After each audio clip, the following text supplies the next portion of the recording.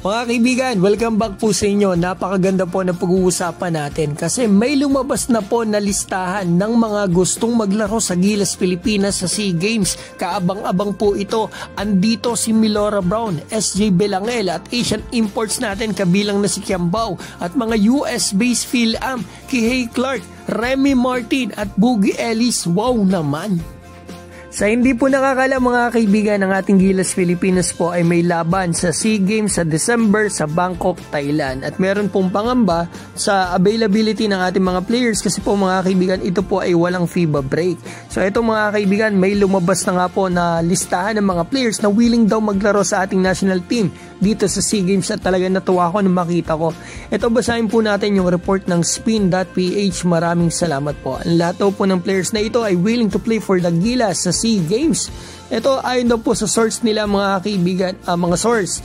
Ito daw po yung mga listahan na nagpakita ng kanilang interes o gusto maglaro sa Gilas sa SEA Games or nakapag-submit na ng copies ng kanilang passport dito sa team official. Andito mga kaibigan si Kevin Kiambao, SJ Belangel, Quentin Milora Brown, Matthew Wright, Ray Parks, Remy Martin, Boogie Ellis andito rin, pati na si Kihei Clarks, Mike Phillips, Mason Amos, Juan Gomez de Liaño, Javi Gomez de Liaño at Jason Brickman.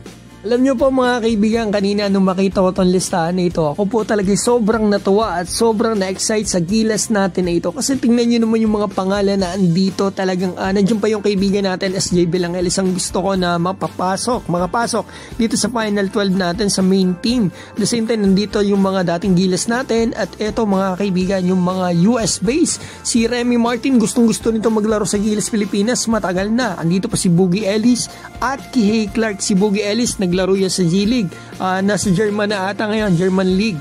So ito, ang concern ko lang talaga mga kaibigan, willing nga silang maglaro. Gusto nga nilang maglaro. Kaso yung may palaro, ay ano ba yung rule na ipapatupad mga kaibigan?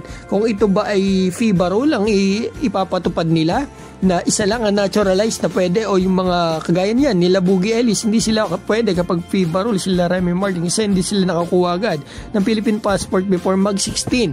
Or kung yung isang rule na ipapatupad gaya dati na passport rule lang, basta may passport, pwede.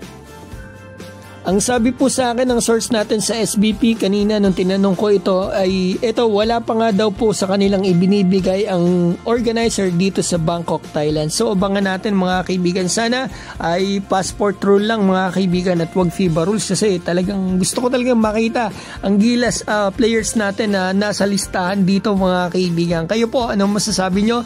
Maaari po kayo mag-comment sa baba. Basta ako sobrang natutuwa na makita ang lineup na ito. At meron pa tayo mga kaibigan na isasama dyan, wala pa dyan si Justin Brownlee at si Ange Kouame.